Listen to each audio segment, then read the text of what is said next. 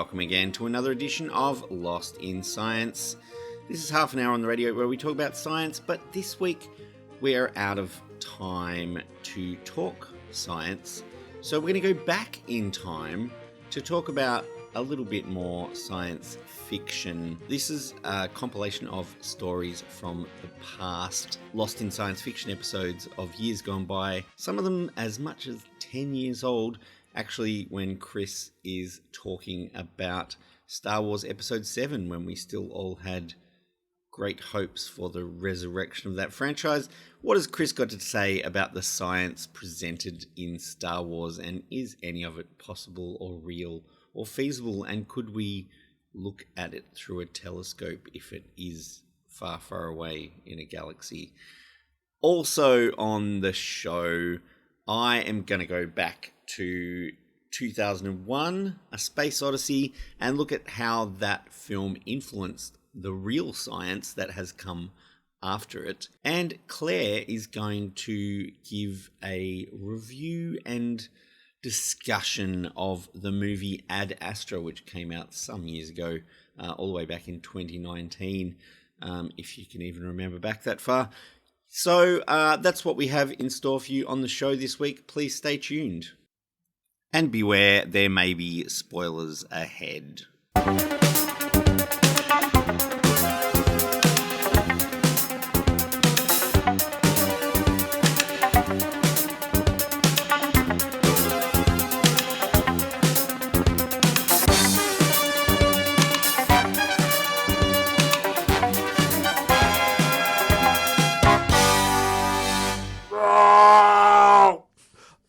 Quiet, Chewie. Okay, yes, that is the sound of a Wookiee you hear there, and we are well into Star Wars territory. Yes. Shut up, Stu. I really will bend your Wookiee. Okay, yes, we're talking Star Wars today, most particularly the upcoming film Star Wars Episode 7, The Force Awakens, which it is to be fair to say we don't really know that much about because it hasn't come out yet. So, yeah, we can speculate. Totally. We can theorise, hypothesise as we might be because we're scientists. Look, we know some things about it, and we can be guided by what we've seen in posters. And we can refer to Wikipedia, which is the Star Wars version of Wikipedia. But we can also go from the title, which I believe is called The Force Awakens, and we can surmise that there is going to be some force action in this. And some sort of awakening, some description. Yeah. So the question is, what is the Force? What is the science of the Force? Oh, the science of the Force. See, I always thought the Force was a great concept in the film until they made the prequels and they went, it's these little things that live in your cells. I would defend those, but not right now. Let's go into actually what the Force actually is. Okay. And we'll quote from the expert. I won't do the voice, but life creates it, makes it grow. Its energy surrounds us and binds us. Luminous beings are we, not this crude matter. You must feel the Force around you, here, between you, me, the tree, the rock, everywhere, yes, even between the land and the ship. That was, of course... Was that Yoda? Yeah, Yoda. Even between the land and the ship. Yes, that was Yoda from The Empire Strikes Back. You can see why I didn't do the whole thing in that voice. Now, one thing I have to say is, the rock, how is the rock alive? Well, Obi-Wan also said it binds the whole galaxy together. So it's some sort of... it lifts up non-material things as well. Well, this is the point, is that, clearly it's meant to be some sort of mystical, spiritual type thing. Yeah. So maybe it is outside the bounds of science. But, or is it just a subatomic force or something? Well, this is what I want to explore. I want to look at the properties of this said force. Because, look, the idea of there being this sort of invisible force, mysterious and pervading all of the universe, isn't obviously foreign to physics. No. No, there's gravity and there's electromagnetic forces. Exactly. A lot of forces are invisible. Exactly. Now, I've been reading a bit lately, I've been reading too much lately about Isaac Newton. And, of course, famous developer of the theory of gravity and the inverse square law and this kind of thing. Famous crazy maths guy. He was a bit crazy. He was also an alchemist. There is a book about him called The Last Sorcerer, and it basically claims that it's sort of the idea of this invisible force acting at a distance was something that came from kind of Newton's magical sort of background, because a lot of people favoured the idea of a mechanical universe, and one of them was René Descartes, who had this notion that there were this ether everywhere that was filled with these vortices, and they kind of linked together like gears, and that's what kind of clockwork, kept the universe going. Sort of connected things to each other. Yeah, whereas the idea of something mystically acting at a great distance without anything in between didn't make sense to people. But Newton suggested that. Even though he wasn't quite sure, he still wanted to know how it worked. He was able to come up with this idea of this action at a distance. And eventually, of course, we've gotten used to this idea that you don't need an ether. There are these fields of force that are everywhere. And as you said, it's not only gravity, it's electromagnetism. Yeah, it's kind of all around us. We have a bit of a better idea now. We have like quantum physics and things, how it actually works. But still, this idea of the invisible force is not that foreign to us. But these forces do have certain properties, the most notable which, of course, being that they diminish over distance. The inverse square law, as you'd be familiar with gravity. So if you imagine, say, the Earth with lines of gravitational field radiating out of it, or radiating into it, I suppose it would be, it's gravity, and you draw a sphere around that, you'd have so many sort of lines of this field cutting that sphere. And then if you double the size of the sphere, you still get the same kind of lines coming out, but the surface area will be 4 times as big. So that means the density of these field lines, the strength of the force, is decreasing with the inverse square of the distance from the source of the force. Yes. Whereas you don't see this with the Star Wars force. It just seems to be... Yeah, where's the source of the Star Wars force? Well, it doesn't seem to be diminished over great distances. When Darth Vader is talking to his mates over the video, his subordinates over a video conference in Empire Strikes Back. He can choke one of them. Yeah, like and that. They're on a ship at the other side of the galaxy somewhere. That's right. Obi-Wan Kenobi can instantly feel when the planet Alderaan is destroyed. And in fact, you can actually even use the Force to predict the future, to see into the future. So it doesn't seem to have this kind of distance, and also time. It doesn't seem to be affected by either. Normal forces like electromagnetism and gravity, any disturbance goes at the speed of light, whereas the force seems to be instantaneous. So is it an extra-dimensional force, perhaps? Well, now, this is an interesting possibility. So it's definitely not electromagnetism or gravity, and it's not the other 2 forces, because there are 4 fundamental forces in our universe, and the others being the strong nuclear force and the weak nuclear force, which, as the name suggests, only act in the nucleus. But yeah, there could be forces in other dimensions. So superstring theory, which a lot of people think of as a theory of everything that will explain everything, does act in more dimensions than the 4 that we see in our universe, and we're just kind of a curled up sub-part of that.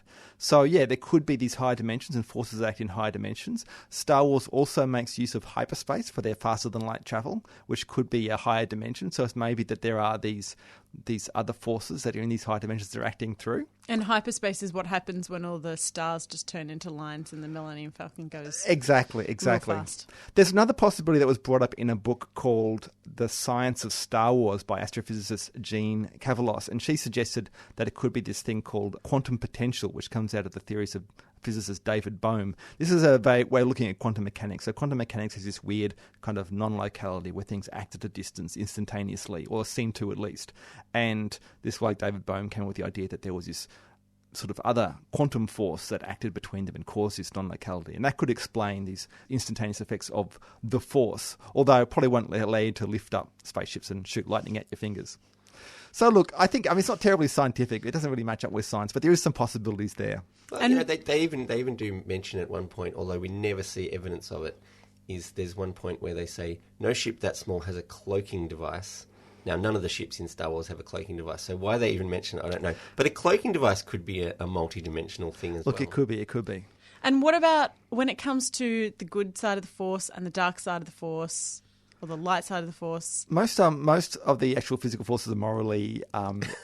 Amoral? There's not a good version of gravity and an evil version of gravity. No, there isn't. Yeah, right. So falls down a little bit there. Look, only one other thing I think I will mention about the upcoming film. One thing that I thought about was this whole idea of being a long time ago in a galaxy far, far away. I think we can expect that will be at the beginning of this film as well. Now, some people have asked the question, if it is a long time ago in a galaxy far, far away, would we be able to watch it for real with strong enough telescopes? Now, the most violent explosion in the original trilogy was the destruction of the planet Alderaan. And it has been calculated, an astrophysicist has calculated, that the power of that explosion would be about 10 billionth that of a supernova. So it's actually not that bright, and we could probably only see if it was in very close galaxy, like the one of the Magellanic Clouds, so maybe not a galaxy far, far away. However, the recently released posters for Star Wars Episode 7 show this modified planet that the bad guys apparently got. Oh, called, yeah, I saw yeah, that. It's Yeah. called the Star Killer Base. Whoa, and is that this like the Death implies, Star on steroids? Yeah, it implies that it actually blows up stars. So if they can create supernovas, then it's quite possible we could see the explosion of that in a galaxy far, far away. So it may be that we will be able to watch the events of Star Wars happen in real time. Congratulations on your discovery, which may well prove to be among the most significant in the history of science. I cannot accept half-baked theories that sell newspapers. I'm a scientist. Who are you, who are so wise in the ways of science? A most distinguished scientist, whose name we know. I'm talking about even in the 2001, A Space Odyssey. Across Australia Stanley on the Kubrick, Community Radio probably Network, heard the you name, are listening to Lost in pretty Science. visionary director, and made a whole lot of interesting, sort of groundbreaking films in various genres. He didn't sort of stick to sci-fi. He was The all Shining, over the place.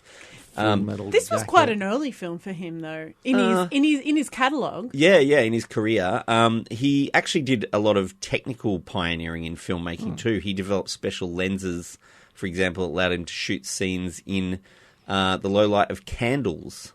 So he made a film called Barry Lyndon, and he wanted to be able to film by candlelight, and there was no such lens in the world, so he just invented one. And he also filmed make this his movie. film in 70mm film, right? Yeah. Which is much, much wider than you would normally see on film. It was Absolutely. It was really high standard, but, that's because he wanted to make it look amazing. So he wrote a letter to science fiction writer Arthur C. Clarke after discovering they had a mutual friend. Supposedly they were talking about telescopes, and he used that as an excuse to write Arthur C. Clarke a letter.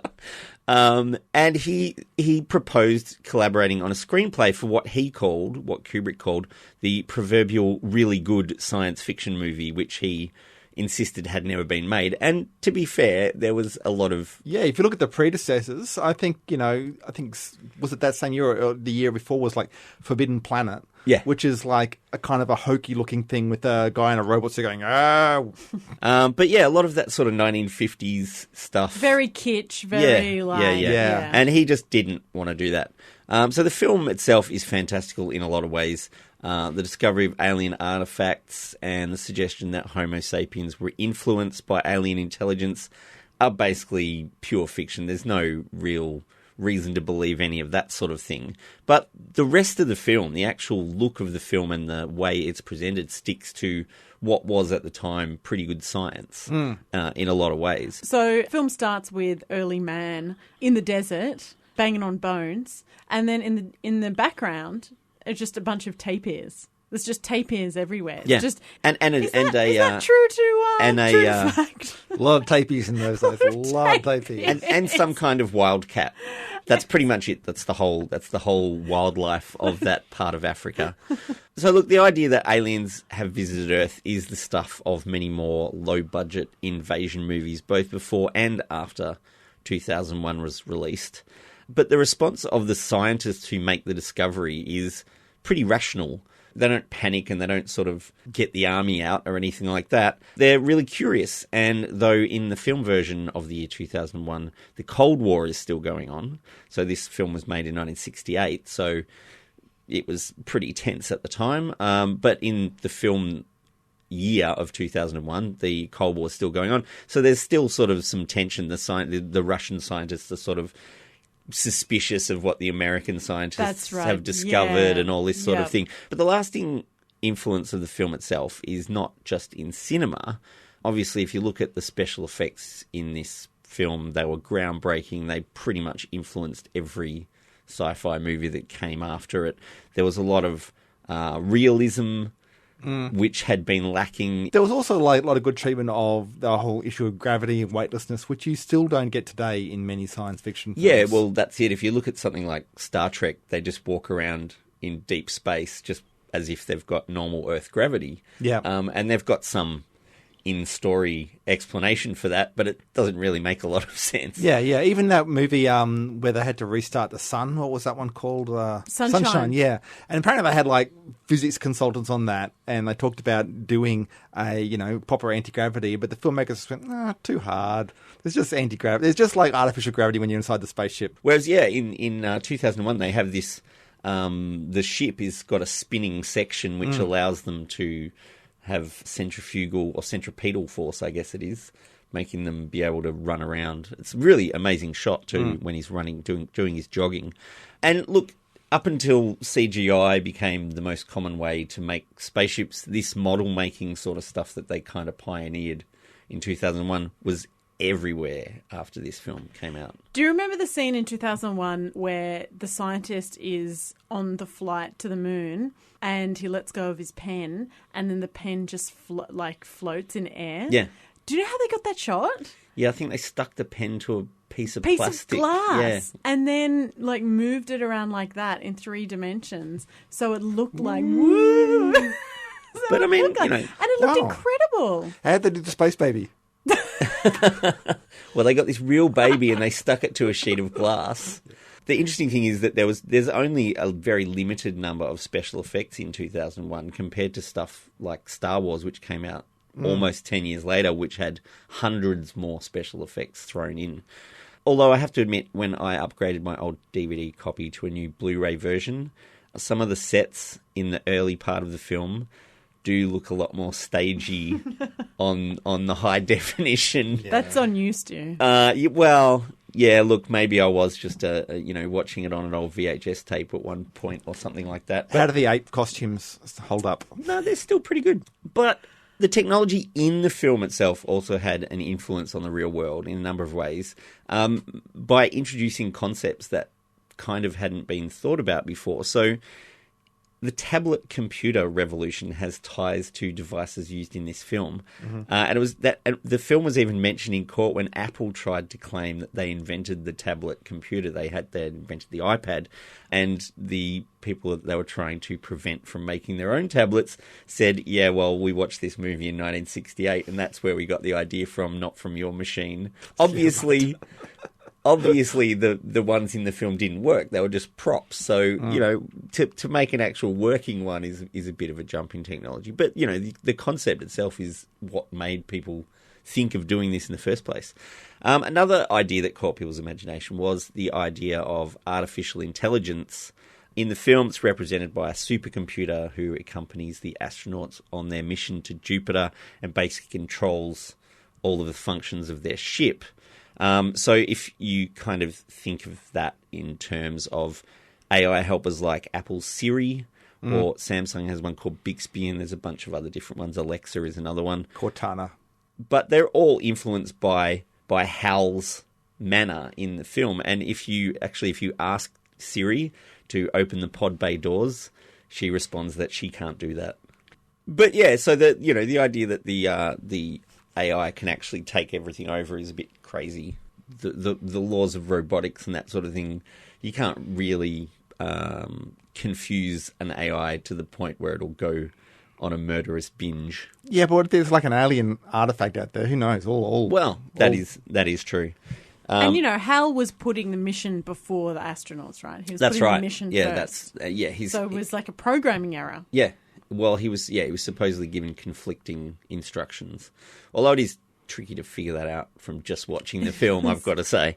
Now, in terms of real space travel, the use of AI and robotics has probably moved away from human-led missions to other planets. We don't tend to chuck people in rockets and shoot them off into various directions. We send robots instead. So the chances of, having your astronaut crew killed by the robot is pretty slim if there's no humans on board to begin with. But I think probably the main influence of the film is in inspiring people to get interested in space travel and science and all of those sorts of things. The Odyssey mission to Mars was named for this film, and it was launched in 2001 and went into orbit around Mars in 2001, and it's still there. So, that's sort of all the people who were working on that got together and said, hey, let's call it Odyssey because in honor of this movie. But I think, we're still a way off having space hotels and moon bases, but the parts of the film that have come true are in some ways so familiar we probably don't even notice them anymore. I think we're lost. We're not lost. Not even any short-range radio signals yet? Except for a single, very powerful radio emission. Of course, a transmitter of that sort isn't exactly standard equipment. Science and technology must be absolutely mind-boggling. Of course, it's mostly on the theoretical side. Well, so far. Across Australia on the Community Radio Network, you're listening to Lost in Science. Okay, Halloweeners. So, to celebrate the 50-year moon landing this year, there have been some killer moon films. First Man, don't know if you saw that. I didn't with actually catch Ryan that one. Gosling as Neil Armstrong. That was quite good. And there was a documentary, Apollo 11. See that? No? Okay. Both were very insightful and honest portrayals of the moon landing in 1969. Honest being, we didn't actually land on the moon. Right. Jokes, lols. Anyway, but, this is Lost in Science Fiction, not Lost in moon landing documentary, speculative history films. So today I'm going to be taking us down the road of one of the moon space science fiction films to come out this year. Specifically, the film Ad Astra. Have either of you seen it? No? No, I haven't caught that one. You haven't caught that one? No. Well, Ad Astra is actually Latin for to the stars. Yeah. So you know it's going to be good, right? Yeah. Reaching for the stars. Oh, my God, it's full of stars. So if you haven't seen it, it's just imagine a really brooding, soft-talking Brad Pitt who can't get his heart rate over, I think, 90 beats a minute or 80 beats a minute or something like that. Explode. So all the he's like an shuttle will extremely calm person. And anyway, this is like an Apocalypse Now sort of Heart of Darkness feel trip. Okay. But instead of going down a river, they're going to the end of the solar system. And instead of Marlon Brando at the end with his big he's quiet talking Marlon Brando, you've got Tommy Lee Jones at the edge of the solar system with an antimatter device as well. Wow. Also, just for everybody listening, there will be spoilers in this. I may have already made a few spoilers. I'm really sorry. Yeah.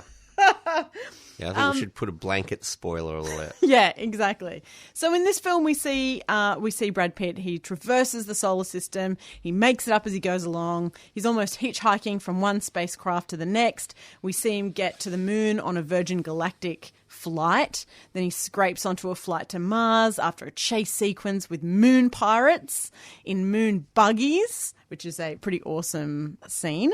So the moon buggy chase. As a moon buggy chase with moon pirates. With pirates. Yes. It's got everything. It's got everything. It's got everything. I mean, it only lasts for a couple of minutes, but it does. He stows away on a rocket from Mars. He makes it past Uranus all the way to Neptune. Thanks, Chris, for that one laugh.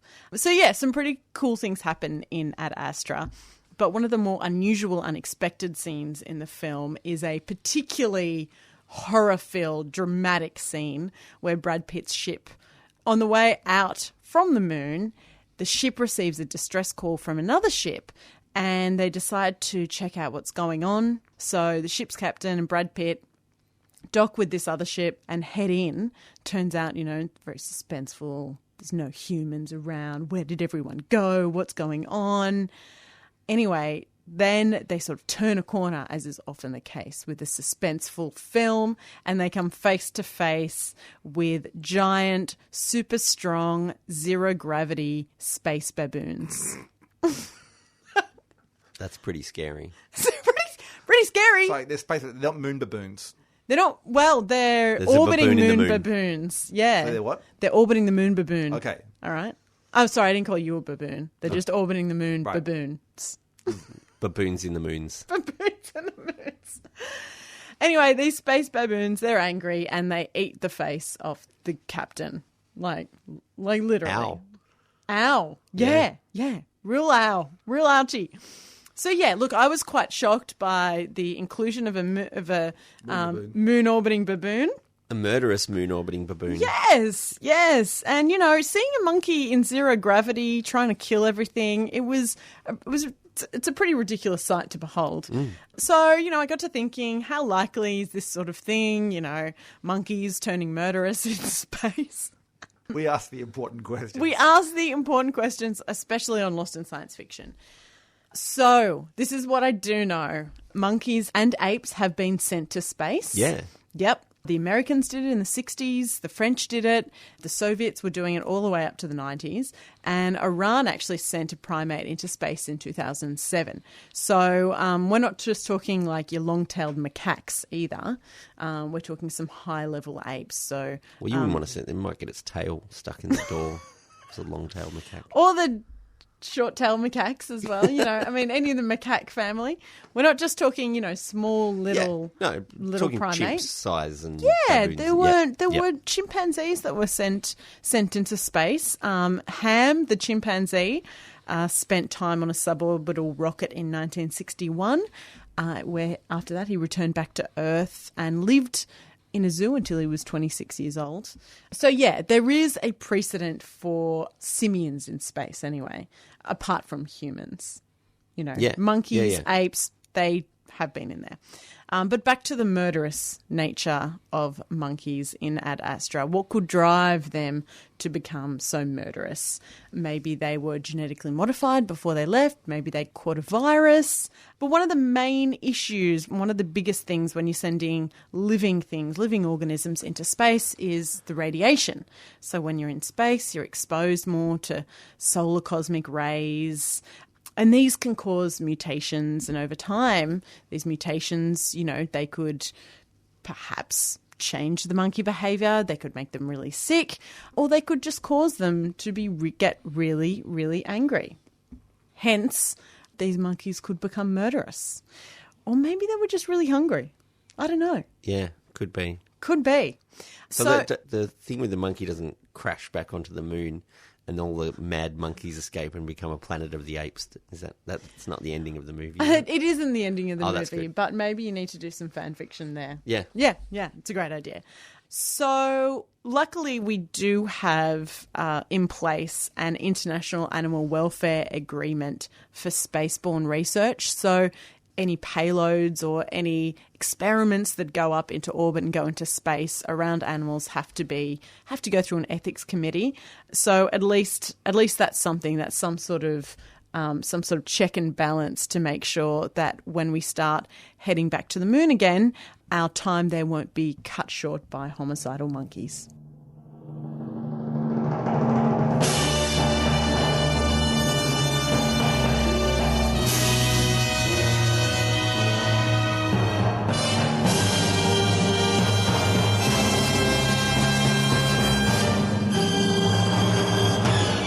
And that is all we have time for this week on Lost in Science. Thank you for joining us in Getting Lost.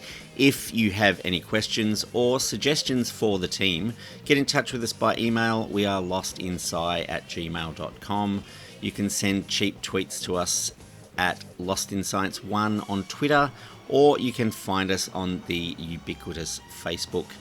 Lost in Science is recorded at the studios of 3CR in Melbourne on the land of the Kulin Nation and is broadcast across Australia on the Community Radio Network with the assistance of the Community Broadcasting Foundation.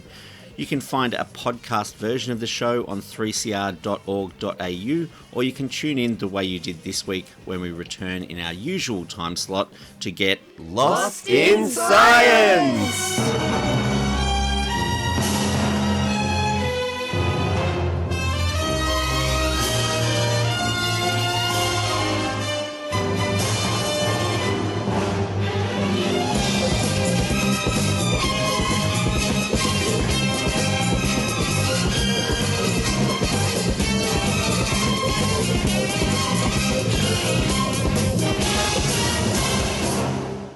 Thanks for listening to a 3CR podcast.